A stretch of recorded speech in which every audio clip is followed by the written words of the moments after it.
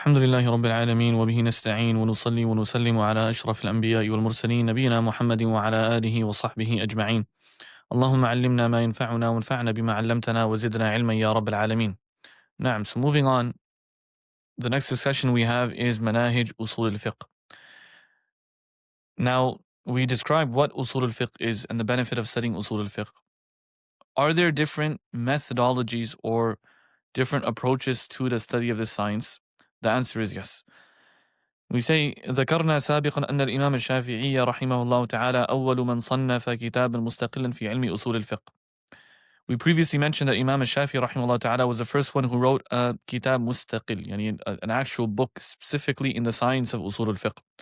ثم في القرن الرابع نجد أن الأصوليين اختلفت مناهجهم في التأليف وتتعددت طرائقهم في عرض القواعد الأصولية فسلكوا منهجين مختلفين في تصنيف كتب الأصول.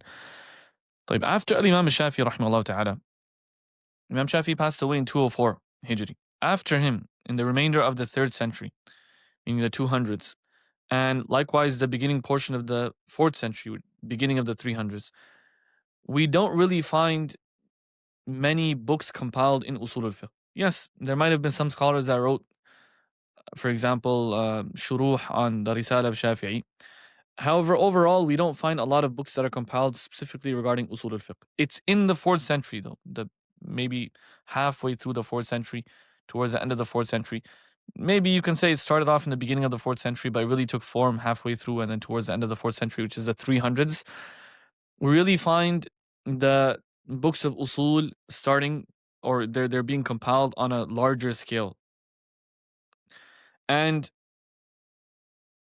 we found that the scholars, the way they would compile these books, we can divide them into two main categories. Now, initially in the beginning, early on, that's not the case.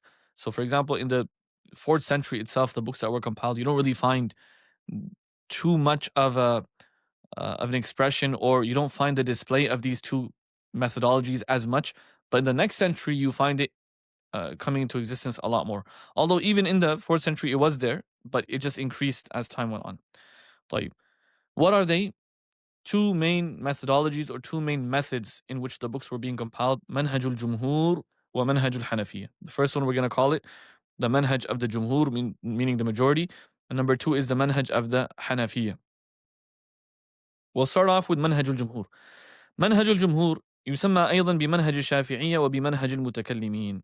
This is also called Manhaj al-Shafi'iyya and it's also called Manhaj al-Mutakallimin. Why is this called Manhaj al-Jumhur, the methodology of the majority? We say سار على هذا المنهج علماء المذاهب الفقهية المختلفة من الشافعية والمالكية والحنابلة والشيعة الإمامية والزيدية والإباضية. This is the methodology which was adopted by the majority of the madhahib, fiqhiyya. The scholars, for example, of the Shafi'iyya and the Malikiyya and the Hanabila and the Shia al-Imamiyya and Zaydiyya and Ibadiyya, all of them, even though, of course, some of them are not from the Ahlul Sunnah wal Jama'ah, but at the end of the day, they're compiling based on this manhaj. Why is it called Manhaj al-Mutakallimin? So we said one of the names was Manhaj al-Shafi'iyya, one of the names is Manhaj al-Mutakallimin.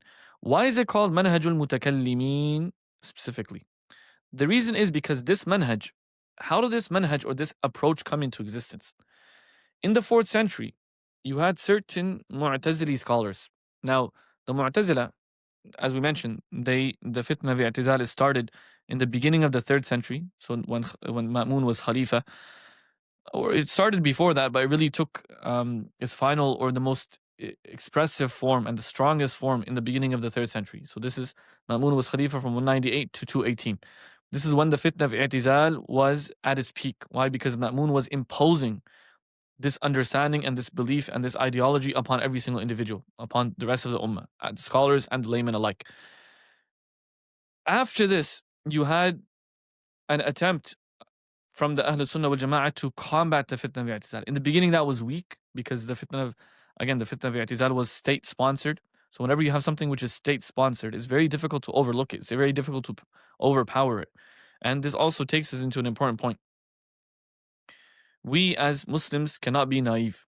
We have to understand. You know, for any talib al-ilm, this is just general advice for myself and for everyone as well, which is that when we study these ideologies and these schools of thought and so on and so forth, we need to realize there are two components or two perspectives of this.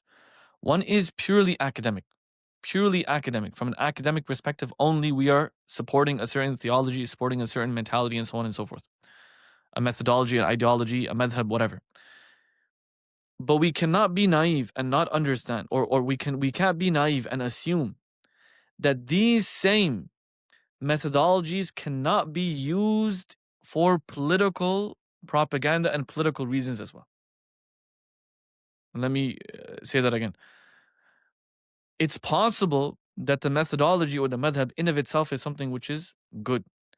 But that same madhab can be used for the political agenda of certain individuals. It can be, in a way, sabotaged and taken by certain political entities for their political agendas and for their propaganda. And because of this, simply because of this, we need to be very careful that we are not, even if we're trying to do rad, your rad might be an academic rad. You might actually be trying to, for example, academically oppose another methodology. But you might not realize that you're actually a pawn, okay, in a greater game at times, where there are simply political entities that are using your religiosity, okay, and they're using your shoulders, okay, to shoot their enemies. So you are basically the one, your face is the one that's on the front page. And this is the reality. We have to realize this. In the time of the Messenger sallallahu alaihi wasallam, when they were coming back from one of the battles, there was an argument that occurred between a Muhajir and an Ansari. So they started calling out one of the individuals started calling out, I can't remember the exact name of the companions radiallahu anhum ajma'in that were involved, and there might have been some hypocrites involved too, but one of them started calling out saying, Ya lil Ansar, oh the Ansar, come help me. And the other one started calling out saying, Ya lil Muhajirin, oh the Ansar, Muhajirin, come help me. And when the Messenger heard of this sallallahu alaihi wasallam, he said, why are people making the call of Jahiliyyah? Even though the Ansar and Muhajirun are terminologies, they never existed before Islam. But yet the Messenger ﷺ called it the call of Jahiliyyah. Why did he call it the call of Jahiliyyah? Because even if they're religious terms, they were being used in that specific context for personal gain. Okay, which was one individual wanted to gather support for him against his, for example, adversary, the one he was arguing with, by using the call of Ya al-Ansar or Ya al-Muhajirin. So likewise, you might, for example, be thinking that I'm supporting the Hanafi school of thought. But in reality, what's happening is that there's someone else who you're serving their political agenda. This can happen, and this happened in the past, and this will continue happening. So as a Muslim, you should never be naive. You should never be naive. It's not munasib in every single scenario to be simply replicating and using these methodologies to support the political agendas of a given few. Well, this is very, very important. And I personally, I generally think that the reason why there's usually, sometimes you'll find in history within these different madahib, at times you'll find that they are very accepting of each other, and they're very kind with each other, and they're accepting with each other, whether it's the madahib aqdiyya or the madahib fiqhiyya. And at times you'll find that they get riled up. Madahib fiqhiyya, like the Shafi'iyya, Hanafiya against each other, for example. This has happened many times in history. The Malikiyya, Hanabila, for example, back and forth, and it potentially can even lead to actually physical fighting and so on and so forth. At times they get riled up, and there's animosity that's created between them. Or like the Muhaddithun on one side and Ahlul Rai, for example, on the other side. There's been animosity that was created between these groups as well. And likewise the Madahib Aqdiyya, the same idea. Usually when you have these Madahib being riled up and animosity being, propagated and in a way presented forward, and being in a way taught from an Islamic perspective, as if Islam is making you hate other Muslims. When you have this, usually there are some ayadi khafiyya, there are hidden agendas behind, hidden in the shadows, and you have to be very careful. Well, this is very, very important, and we are living in a time right now where this riling up is happening. So people are getting emotional over these different madahib, and they're always back and forth and calling names and tasneef and so on and so forth. This is something that we should always avoid as a talib al-ilm. This is not healthy for a believer. The Messenger of Sallam, he did not want to expose the hypocrites, sallallahu alaihi wasallam, the ones he knew were hypocrites. And he received wahi from above the seven heavens, and yet he didn't want to expose them. Why? Because he didn't want to cause disunity between the Muslims. He didn't want, literally explicitly said this, sallallahu alaihi wasallam, where he said that I don't want people from the outside to say that Muhammad is killing his companions. I don't want a display of disunity to be shown outside. To unite the Muslims, he was not even willing to call out the hypocrites. And even though he received wahi, sallallahu alaihi wasallam, he knew they were hypocrites. He knew they never believed, they weren't even Muslim. But yet he was not willing to call them out. واضح? So we have to be a lot more uh, wise as Muslims, and we can't be naive. Many times, unfortunately, there are good intentions, very sincere brothers, and sincere talabatul ilm, sincere sisters. They have good intentions, but they are actually being used as a pawn for another political agenda, and they don't realize. They don't realize that there's simply another part of the chess board, right? It's just a greater game, and they're simply being used in the process, and they have good intentions. So over here, we are very careful. We're very careful that we don't be a part of the spreading of hatred between the Muslim madhahib. I'm not sure how I went on that tangent, but ala kulli hal, that's an important thing to keep in mind.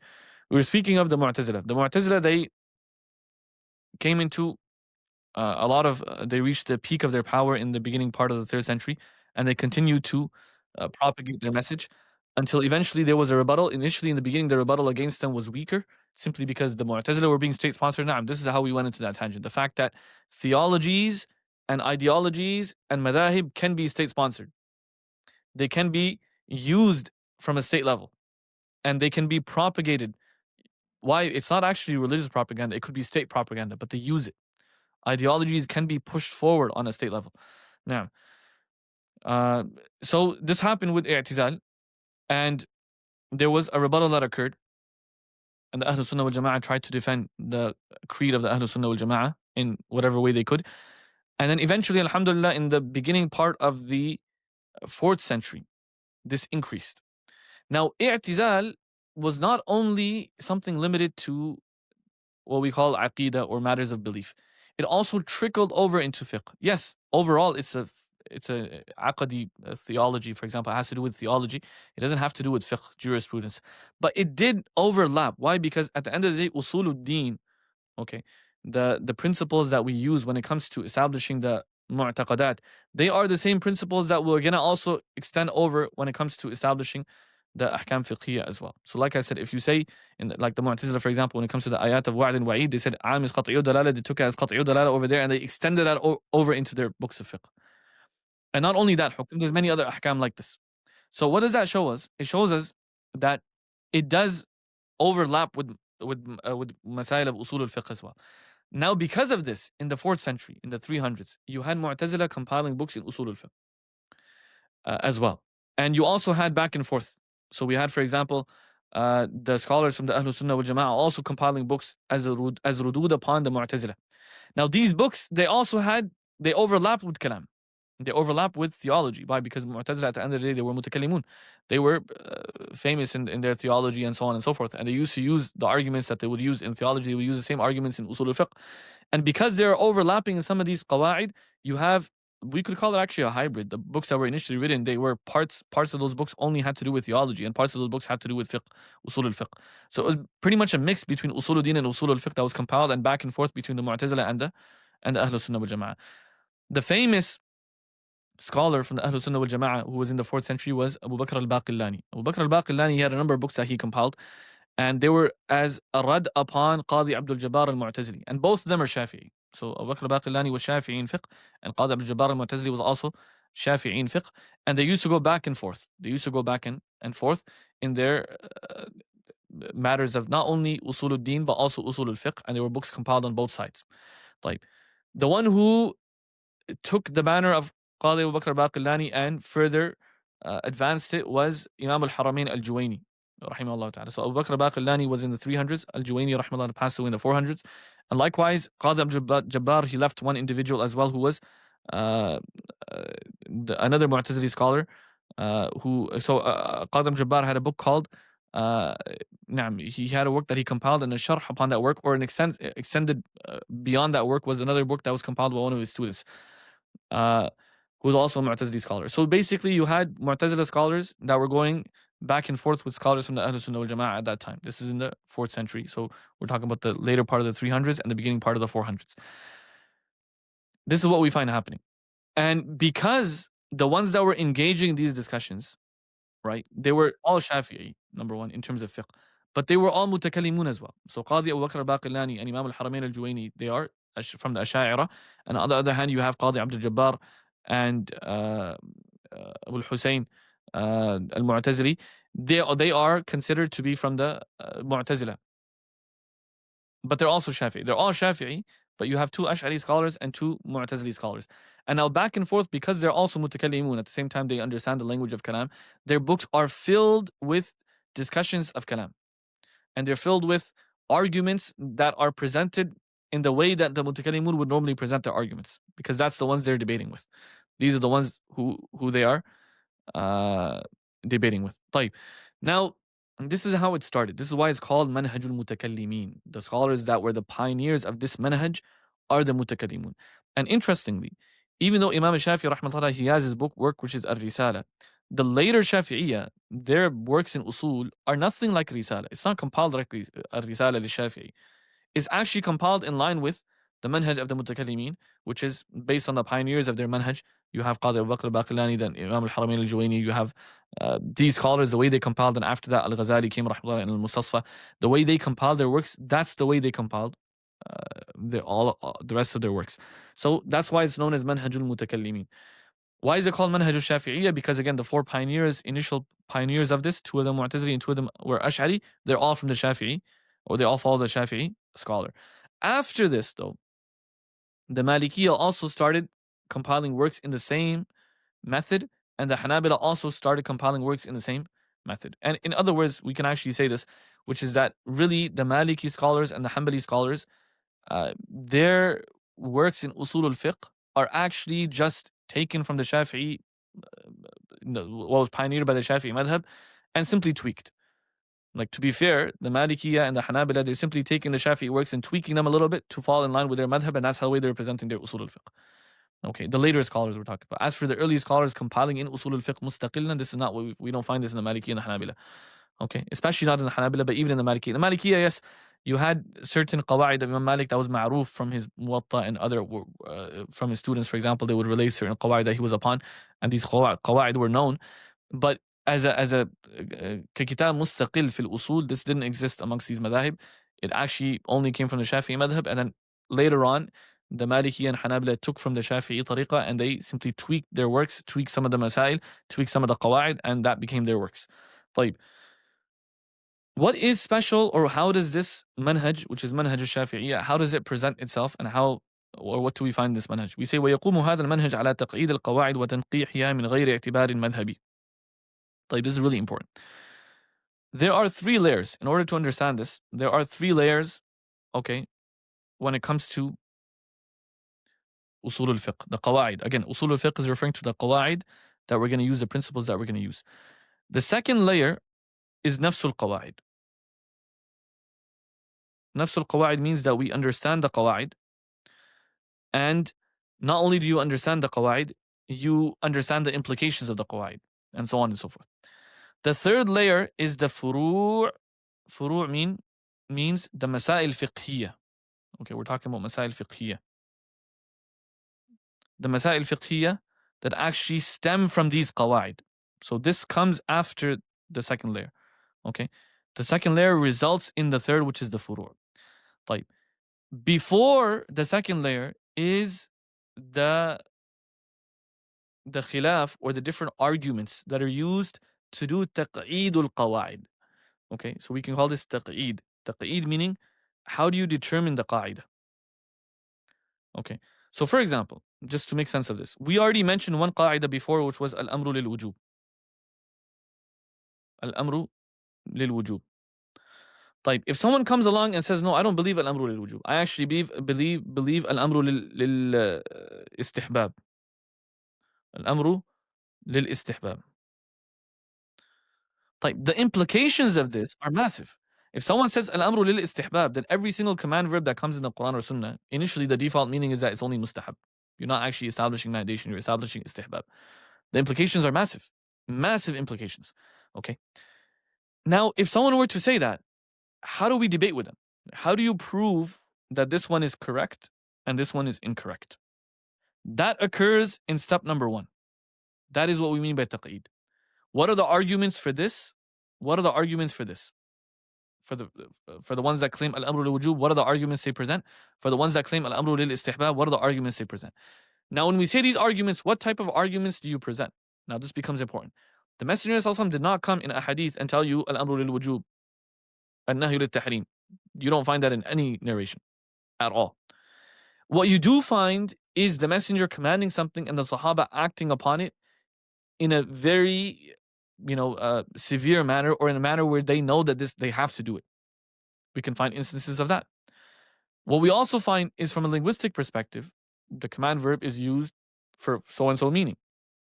So you can use, for example, language. Another thing you can use is rational proofs. So aqli, logical arguments.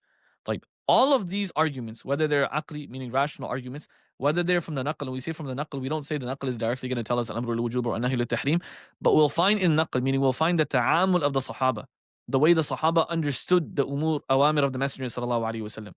Okay, all of these, so the aqli proofs and the naqli evidences, meaning the ta'amul of the sahaba, and likewise the linguistic evidences to prove the qaida. Where do you find that? In the first level. So yes, the first level is proving the principle and debating the other principles that could actually be against the first principle. Okay, this is proving the principle. Proving the principle and debating with the principles that could actually be opposing to the principle that we consider to be correct. This is called taqeed al-qawaid. Okay, and the back and forth that occurs in that process. Okay, the second argument is understanding the principle. Now once we've done taqeed of the qawaid, like this literally is a natija of the second is the natija of the first. The conclusion of the first gets you to arrive at the second. Now the qaida is al-amru lil-wujub, and this is how we apply it. Okay, the third follows from the second. The third follows from the second. Like the manhaj of the Jumhur focuses only on step number 1 and step number 2, and it does not focus on step number 3 at all. It does not focus on step number 3 at all. In fact, I'll add more to that, and this is what we're trying to refer to over here in this passage over here in the book.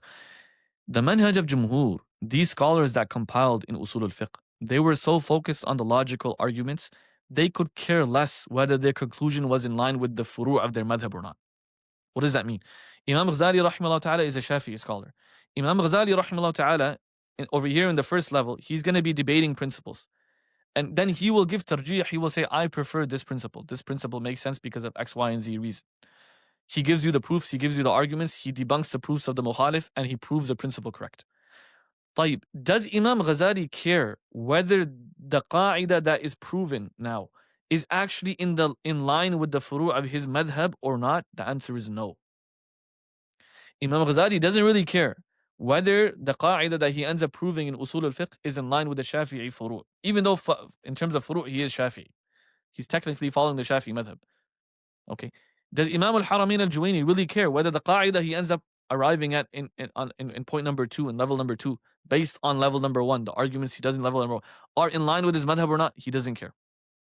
He does not care. So, in other words, guys, the manhaj al-mutakallimin is a purely theoretical, logical approach to Usool Al Fiqh. It has nothing to do with actual practical application upon the madhab. And it also doesn't have to do with actually understanding the full extent of the madhab.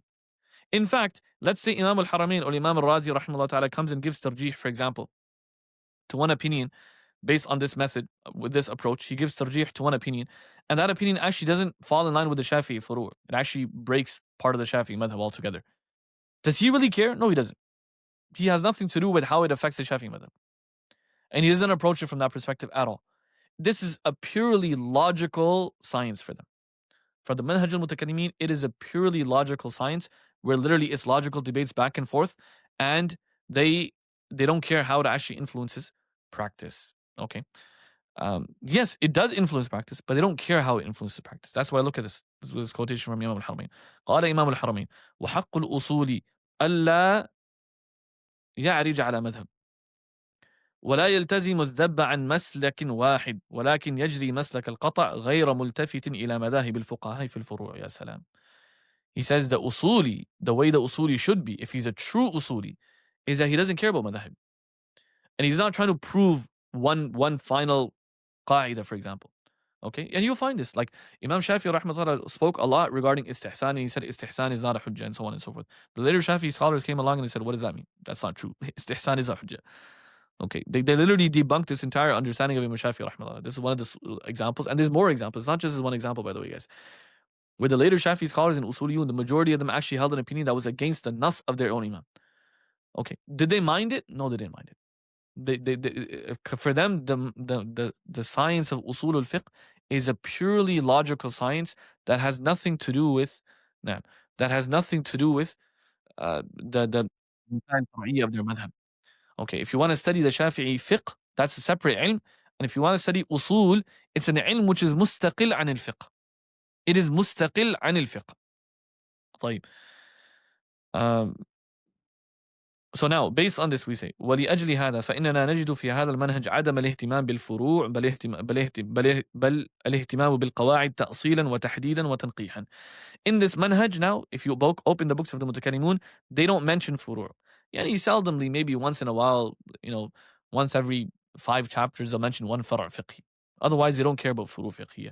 They're only focusing on nafsul qawaid. What are the qawaid themselves in terms of their ta'sil? How do we prove the qaida? Tahdeed, how do we define the qaida? Tanqih, how do we make sure that the qaida is as precise as possible and it's not overlapping with other qawaid and so on and so forth. That's all they're caring about. They're refining the qawaid. That's the entire ilm is refining the qawaid. That's why, if you remember, I said previously that a student who studies one madhab, one tariqah should also study the other tariqah. So the Hanafi student, for example, should also study Sharh al-Waraqat. The reason I said this is because I mentioned over there that in reality, these two tariqas are actually like two separate ulum altogether, which they are. The two methodologies in Usool Al Fiqh are like literally separate sciences altogether. The methodology of the Mutakallimun is a very different methodology. Like they're literally not focusing on the furu' aslan. They're only focusing on the logical principles behind the qawaid. And the methodology of the Hanafiya is a very different methodology. Okay, and we'll explain that one as well. طيب. Now, what are the main books that were compiled in this manhaj? So we say the main books that were compiled in this manhaj, there are 4 main books that were initially compiled, which was At-Taqrib wal-Irshad lil-Baqillani and Al-Umad al-Qadi Abdul Jabbar. So these two were contemporaries, and they used to compile back and forth. Al-Baqillani actually compiled 3 works, not just 1 work. He wrote 3 works. From that, we don't have any of his works. We have a portion of At-Taqrib wal-Irshad, which is the smallest one of his works. And we also have, but the majority of his works basically is actually taken, we can find the majority of his opinions. There's a work compiled by Imam al-Haramain al-Juwayni. Imam al-Haramain also compiled 3 works. So Imam al-Haramain, he has At-Talkhis, right? Second one is Al-Burhan, which is this one, Al-Burhan. And number 3 is Al-Waraqat. Al-Waraqat is the famous book that initially is studied in the beginning level, which is just a few pages, just to summarize the entirety of Usool Al Fiqh. Imam al-Haramain, his actual book is Al-Burhan. This is where you find his own personal opinions. At-Talkhis is his summary of the works of Al-Baqillani. Okay, so where do we find the opinions of Al-Baqillani in Usul? Okay, if we don't find it in his actual work himself, we find them in At-Talkhis of Imam al-Haramain al-Juwayni, which we have till today. Where do we find the personal opinions of Imam al-Haramain al-Juwayni? In Al-Burhan. And Al-Waraqat is basically like a conclusion or a summary that he compiled just for someone who has completed his studies and he wants to refresh his memory regarding the masail in Usul. طيب. Qadi Abdul Jabbar, he was Mu'tazili. And Al-Baqillani was Ash'ari. Then you have Al-Mu'tamad. Al-Mu'tamad was compiled by the student of Qadi Abdul Jabbar, who is Abu al-Husayn, Qadi Abu al-Husayn al-Mu'tazili, and he's also a Mu'tazili scholar. And then we have Burhan by Imam al-Haramain al-Juwayni.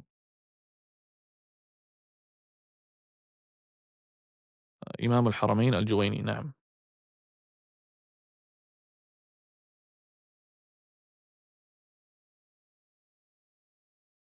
These are the 4 main books that are considered the asl. These are like the OGs, the pioneering books of the Usul al-Mutakallimin, not Risala of Shafi'i. All of the later books that were compiled Mutakallimun are not in line with how the Risala of Shafi'i was compiled. It's literally in line with these 4 books. Okay. Then after this, Al-Ghazali comes along, rahimahullah ta'ala. And Al-Ghazali, he compiles his famous work, which is Al-Mustasfa. And in that, he brings a summary of all of these previous works. طيب, after Al-Ghazali came along, then you had Al-Razi, who compiled Al-Mahsul. Then you had, in the end, you have basically two main strands of the, within Manhaj al-Mutakallimin, there were two main strands. The work which was compiled by Al-Baydawi, which was, he compiled a work in Usool Al Fiqh where he, and there was another work that was compiled by another scholar, and then Al-Amidi, and then basically you had two main strands that continued on forward from there. More detail regarding this, I would suggest reading, and for those of you that are interested, read Shajaratul Usuliyin. Shajaratul Usuliyin, very beautiful work regarding this, both the tariq of the Jumhur and the tariq of the Hanafiya. It also goes through the Maliki books and the Hanbali books and so on and so forth. Because this is a mukhtasar, we're not going to go into a lot of detail regarding this. You can also watch the intro that we've done in Usool Al Fiqh. That will go into a lot more detail regarding both of these manahij. Right? That intro was basically a historical build-up regarding these manahij and why they came into existence and then so on and so forth. So that goes into a lot more detail regarding how these manahij work. And all of that you can also find in Shajaratul Usuliyin. It's a beautiful book. Go through the whole thing multiple times, not just once, just to understand the different turuq and the different manahij that have been compiled within, even eventually Manhaj al-Mutakallimin also branches off into different turuq to understand those different turuq as well. طيب, this was Manhaju al-Jumhur. طيب. We're briefly glossing over this because our main point over here is not to go into Manhaj al-Jumhur, but the actual gharad is Manhaj al-Hanafiya, because obviously this is a Hanafi Usul. We're mainly focusing on Hanafi Usul over here. طيب, Hanafi Usul is also known as Manhaj al-Fuqaha. In the Hanafi Usul, if you look at these three levels again that I mentioned over here, in the Hanafi Usul, they are actually focusing on level 3, and through level 3 they're trying to arrive at level 2.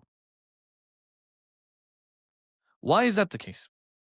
The initial scholars of the Hanafi school of thought, Abu Hanifa, Abu Yusuf, and Imam Muhammad Hassan Shaybani, and likewise Zufar and the rest of the students of Abu Hanifa rahimahullah. We don't have any works in Usul Al Fiqh compiled by these A'imma. We only have the Furu' Fiqhiyya. So you have Zahir Riwayah, the main books of Imam Muhammad Hassan Shaybani. You have the Nawadir. You have the Amari of Abu Yusuf, Haruniyat, and so on and so forth. We have books compiled by the immediate students.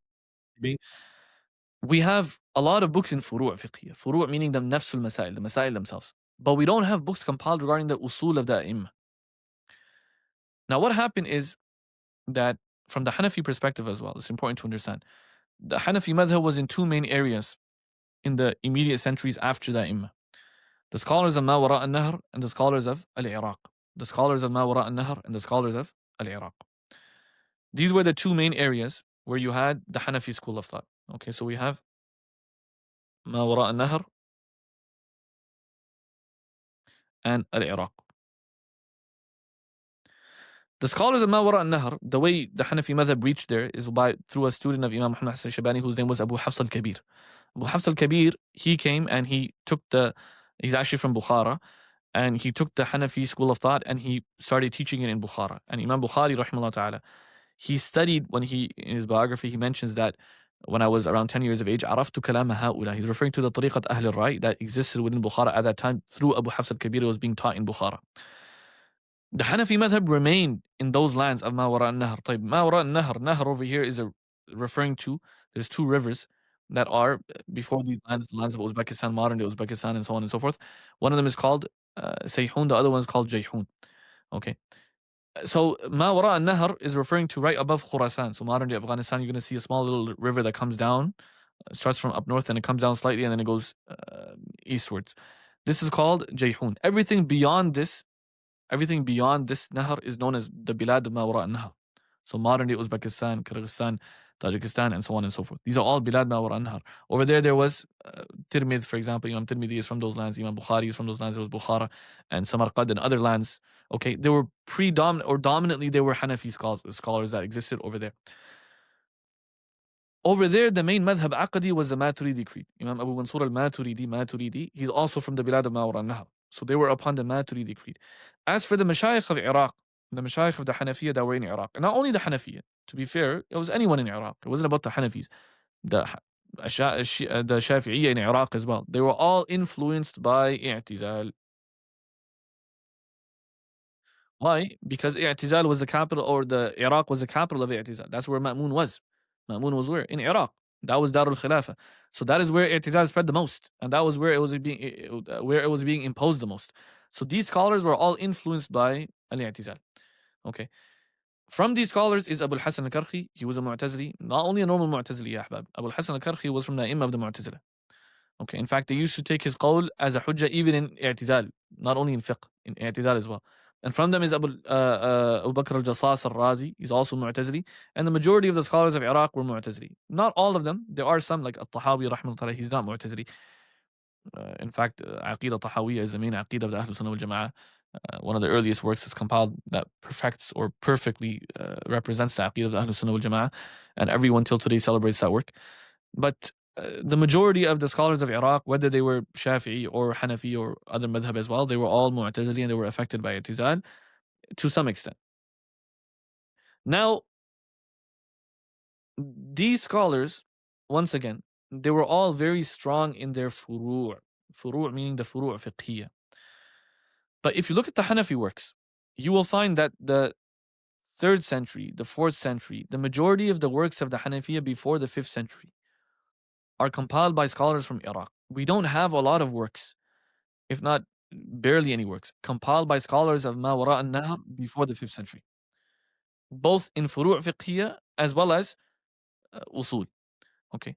Overall, the scholars that were there, you rarely have, even their tarajim, we barely have their tarajim, their biographies. But it was there. It was very strong. But we barely have it. We have works here and there. In Usul al-Din, we have works, for example. Maturidi has Kitab al-Tawheed. We have that work. We have other works as well.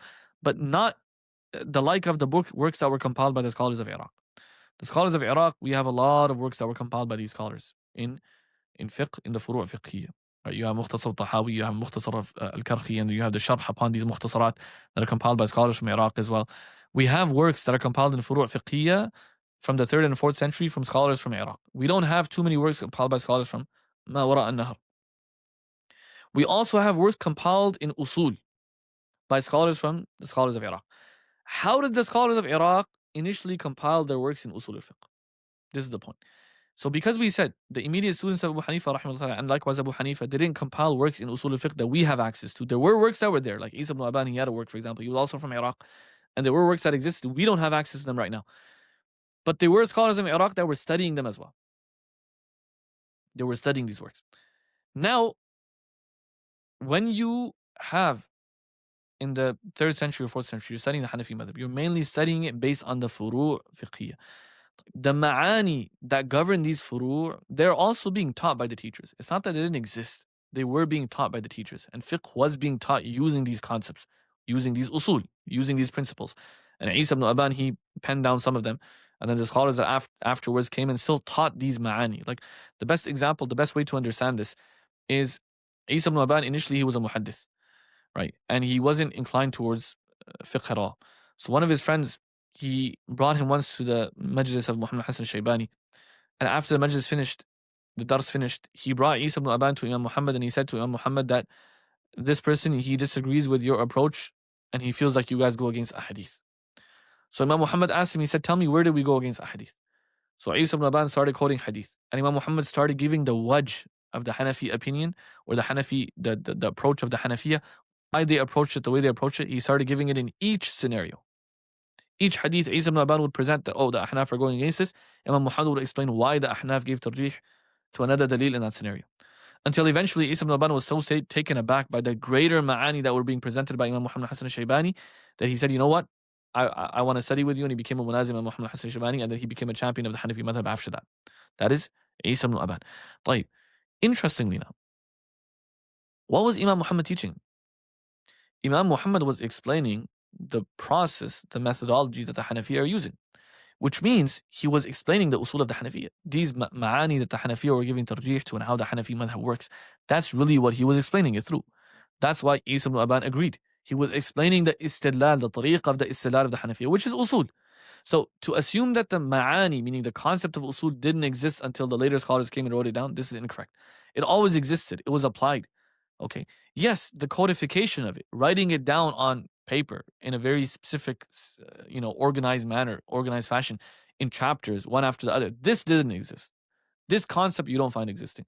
This concept was introduced by who? Scholars that came later. for example, especially Jassas al-Razi. Jassas al-Razi played a massive pivotal role in his work, which is called al-Fusul fil Usul. Al-Fusul fil Usul. And we have this work till today. Okay. In this work, what is Al-Jassas al-Razi doing? He's trying to pinpoint what are the qawa'id usuliyya that the Hanafiya are using to arrive at their conclusions, to arrive at their furu'. And he's using the furu' to prove them. Okay. Sometimes the Hanafi scholars from the Mashayikh of Iraq would differ in these qawa'id. At that time, he would mention, oh, Abu Sa'id al-Barda'i, for example, he held this opinion regarding this qaida. Abu al-Hasan al-Karhi, my teacher, held this opinion regarding this qaida. I believe this opinion is stronger because it's in line with the furu' of our madahib. And then he tells you the furu'. Okay, so the furu' are the number three, what we mentioned over here. Number three. What he is doing essentially, what Imam Jassas al-Razi is doing essentially, this isn't the incorrect way to represent. He's not really using the furu' to arrive at the qawaid. The qawaid are being presented. He's using the furu' to prove the qawaid. What is most in line with the Hanafi approach? Let's look at the furu' and let's use the furu' to prove the qawaid. Okay. In this regard though, you have to keep in mind something really important. And this is where we would say that a lot of Hanafi, or from the Hanafi perspective, this almost has been lost altogether, this approach or this importance, what I'm going to mention right now. The furu' are being used as methods to prove the qawa'id. What does that tell us? It tells us that the qawa'id themselves, especially Jassas al-Razi and Abu al-Hasan al-Karhi, these guys, the scholars from Iraq, the qawa'id themselves, it wouldn't be far-fetched to assume that they were also using logical reasons to understand their qawa'id as well. That is why Al-Jassas al-Razi, in a lot of times in Al-Fusul fil Usul, he does reference the ta'amul of the Sahaba. Like for example, when it comes to the hadith of Abu Hurairah radiallahu anhu, when it comes to Hujjiyat to Khabr al-Wahid, and the shurut that they place in the Hujjiyat the Khabr al-Wahid, he mentions what? The ta'amul of the Sahaba. He brings proofs for the qawa'id themselves too. So he does do number one as well too. Number one is found in Al-Fusul fil Usul. Okay. This is incorrect to assume that the earlier scholars of the Hanafiya never used number one. They did use number one. And in this is also important to keep in mind that when they were using number one, they were also 100% influenced by their theological opinions. To assume that they were Mu'tazila and they had no influence of i'tizal at all towards their fiqhi stance, this is incorrect. A Mu'tazili can paint the Hanafi madhab in a way that is what? That is pro-i'tizal. And they did do this. They attempted to do this in certain matters. They did this where? In qiyas. This is going to come in Masail of qiyas. The way they would explain them was in line with their i'tizali stance. That's why later on you had scholars coming from Mawara Nahar like, no. We're going to refine this whole thing. The reason they refined it is because the scholars of i'tizal that were from the Mashayikh of Iraq were influenced by i'tizal, and their qawa'id usuliyya were influenced by i'tizal. There's no doubt in this. You can't avoid this reality. واضح? That's why the scholars of Mawara Nahr came later. So the next century now, what happened is you had scholars. So basically, what I'm trying to say based on this is that normally they say the Hanafi madhab is furu', and from furu' we established nafs al-qawaid. That's not the pioneering of the madhab wasn't like that. In the initial stage, the OGs, we're talking about Jassas al-Razi and Hasan al-Kharqi, they also used number one. They also used number one, which was taqeed, using logical arguments, using so on and so forth. Later on, what happened is in the 5th century, so we have 5th century meaning the 400s. You have al-Bazdawi, you have al-Sarakhsi, you have al-Dabusi before them. Before the two of them, al-Bazdawi and Sarakhsi was al-Dabusi. Al-Dabusi was an amazing figure for the Hanafi school of thought when it comes to usul. He played a pivotal role. And what was that pivotal role? Al-Dabusi, rahimahullah ta'ala, was exposed to the tariq of both the Maturidi scholars in Mawara al-Nahr, and he was also exposed. So this is really the century, which is the 5th century, the 400s, where you find the Maturidi Hanafiya, you find the Hanafi scholars from the Maturidi madhab, you find the Hanafi scholars from Mawara al-Nahr starting to compile works, and we received their works. We still have access to that. Before that, rarely. After this, onwards, we have a lot of their works. This is where Al-Hidayah comes into play, like Al-Hidayah al-Marghinani, for example, eventually comes. Before Al-Hidayah al-Marghinani, you had Badai al-Sana'i, for example, of Kasani, and so on and so forth. We had books in Usul and books in Fiqh that started being compiled by the scholars of Mawar Nahr on a large scale. And all of them started when the Ad-Dabusi. Ad-Dabusi, he had access to both the books of Iraq, the Iraqiyun, and the books of the Hanafiya of Ma wara an-Nahar. And Ad-Dabusi himself explained the madhab in his own understanding from a logical perspective. So his taqeed of the qawa'id that he did, explaining it from a logical perspective, at times actually disagreeing with the Iraqiyun. He did this. He disagreed with the Iraqiyun at times. At times he agreed with them. Okay, this is really important to keep in mind. At times he agreed with them. At times he disagreed with them based on his understanding. Now, he was in a Mu'tazili. And then after Ad-Dabusi passed away in around 432. After Ad-Dabusi, rahimahullah ta'ala, comes the two individuals, Al-Bazdawi and As-Sarakhsi. So Al-Bazdawi and As-Sarakhsi, rahimahullah ta'ala, these two, now one of them passed away 482, the other one passed away 493. There's difference as to which one passed away when.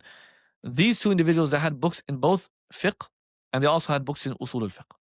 And they were taking from the works of Ad-Dabusi as well as taking from the works of the Iraqiyun. But interestingly, and this is going to summarize my whole point, the argument that I made, this is going to summarize all of it for us.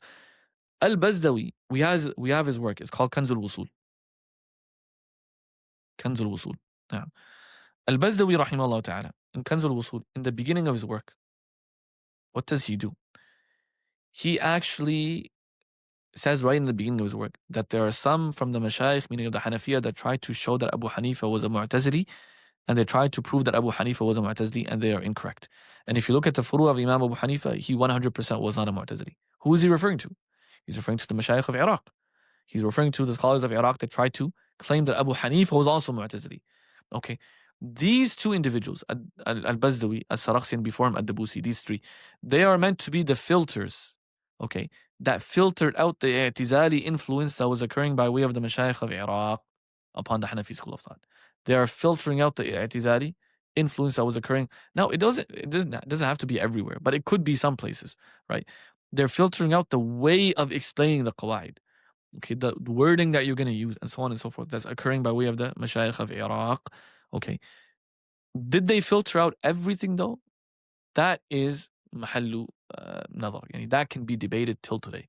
Although that debate doesn't take place, but it can be debated till today. How do we know they might not have filtered out everything? Ad-Dabusi championed the concept of al-am as being qat'iyyu dalala. There were later mashayikh ma wara an-nahr, such as As-Samarqandi and Al-Lamishi, that said no, that's also incorrect. Am cannot be qat'iyyu dalala. And they're like, based on what Imam Maturidi said.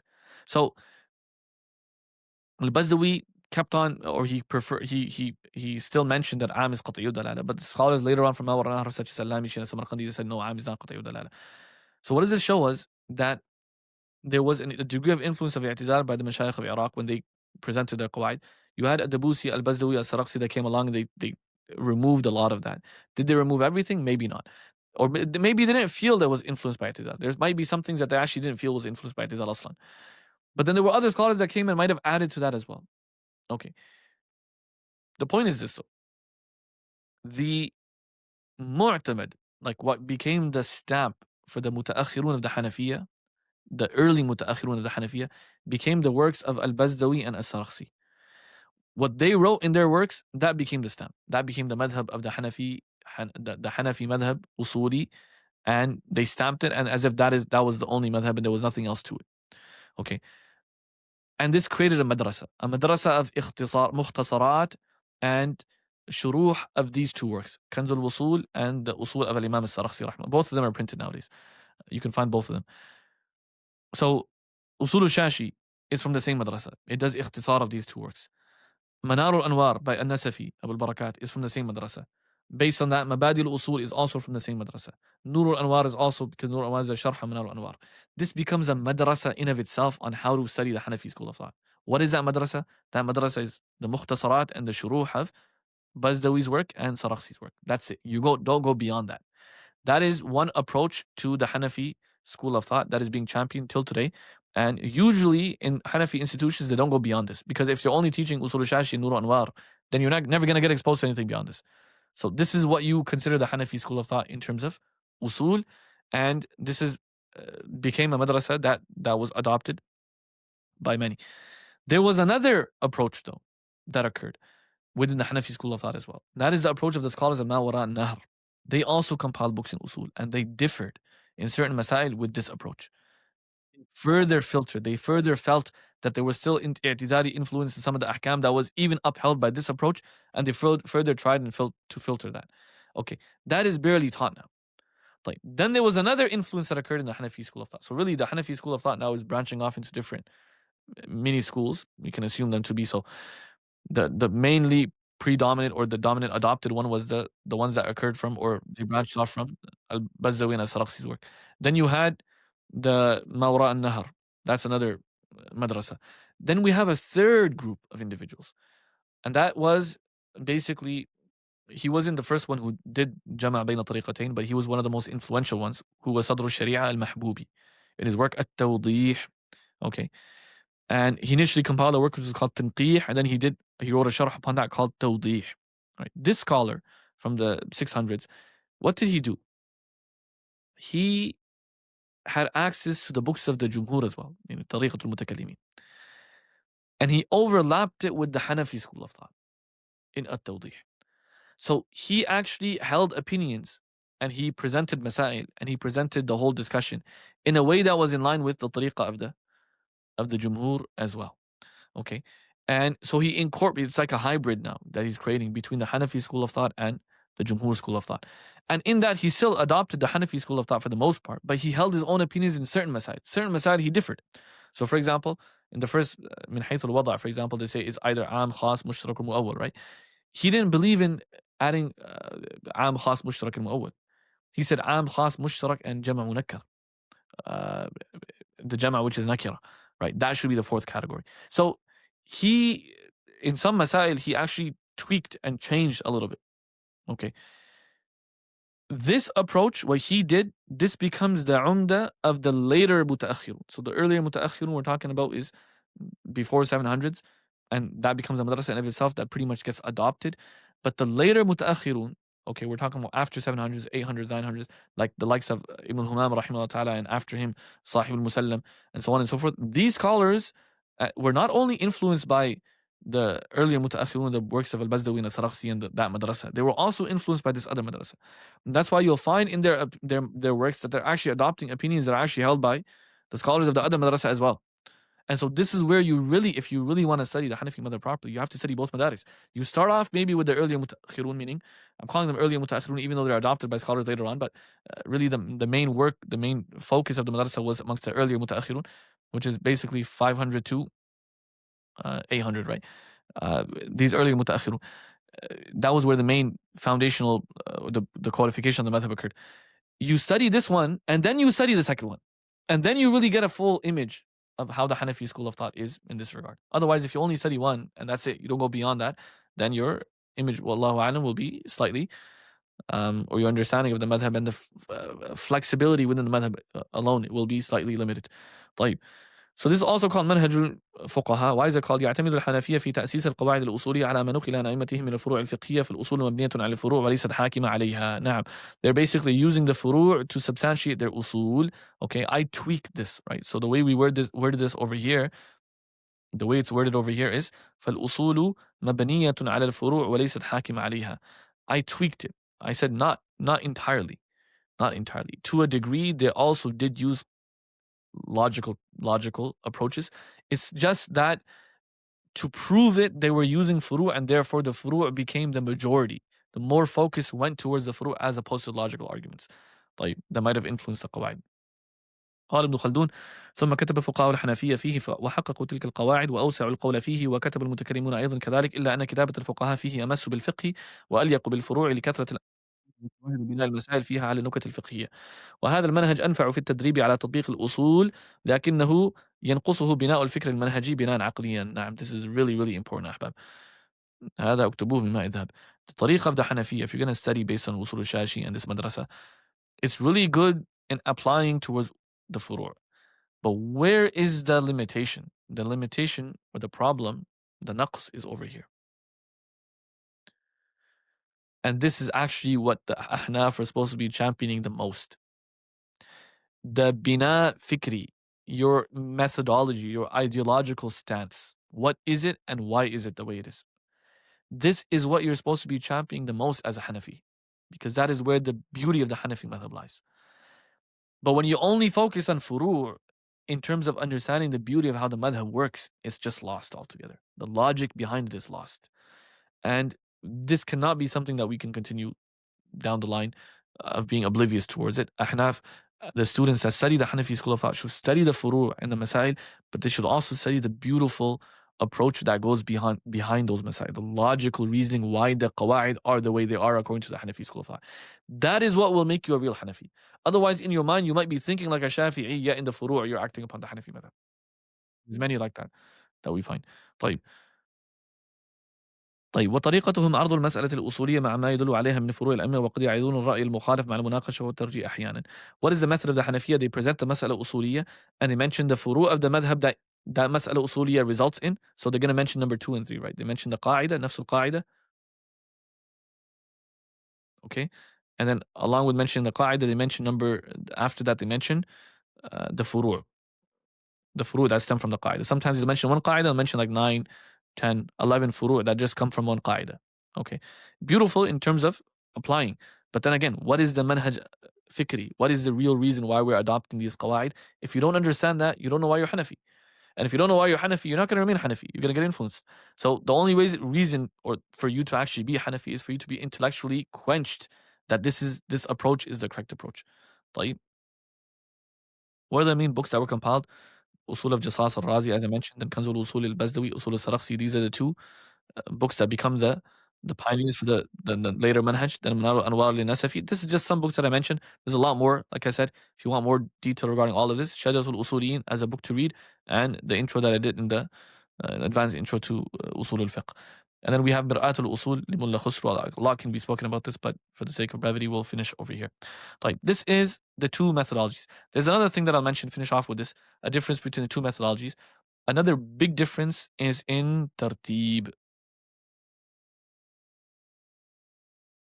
ترتيب وطريقة عرض المسائل.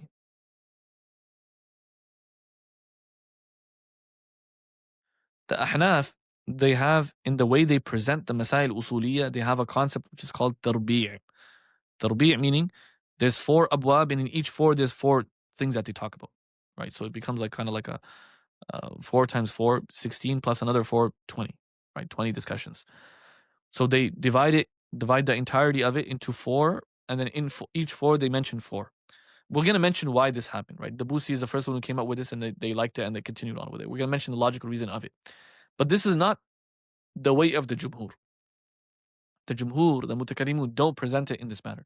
For them, their presentation is different. Their presentation is completely different. Their presentation, they'll start off with Dalalatul Alfaz, and in that they'll focus on Amr, Nahi, Khas, and Am. And then each individual discussion, they'll talk about it individually. It's a completely different method in presenting the Masail Usuliyya. And this is why I said literally they're like as if you're studying a different ilm altogether. Okay. So the Hanafi student should not deprive himself of also getting exposed to that. Yes, study the Hanafi approach, understand it, eventually get exposed to that. And then there's another point. Realize that in the future, in the end, when you really master Usul Al Fiqh, you're not going to be relying on the Hanafi approach. You're going to be relying upon the approach of the Jumhur. All of the Hanafi scholars that wrote Tariqatul based on Tariqatul Jama', right? They adopted parts of the tartib of Jumhur as well. So you have Musallam al-Thubut, before that At-Tahrir, Ibn Humam, before that At-Talwih, and even Mir'atul Usul to a degree. They're adopting approaches of that, because Mir'atul Usul is really taken from Tawdih of Sadr al-Sharia.